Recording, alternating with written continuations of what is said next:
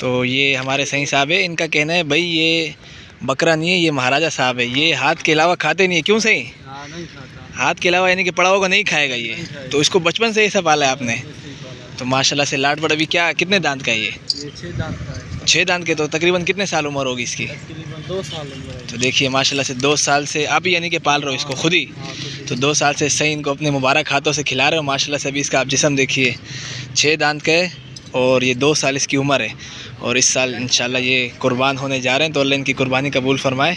तो ये सही आप इनके लिए ख़ुसूसी यहाँ आए यानी कि? खुसूसी आएंगे। बिल्कुल ईद तक आप यहीं होंगे इनके साथ माशाल्लाह से। तो आपको यानी कि अलग से कोई इसके इजाफी वो चार्जेस वगैरह मिलेंगे? हाँ, मिलेंगे। माशाल्लाह ज़बरदस्त है। देखिए माशाल्लाह से कराची के लोग इतने शौकीन हैं, बकरे तो लेके आए लेकिन बकरे के मालकिन को भी साथ लेके आए और वो इनको यानी कि अपने हाथों से खिला रहे हैं, जिस तरह शुरू से बचपन से इनको खिलाया माँ की पेट से निकलने के बाद और आखिर तक इनको खिलाएँगे।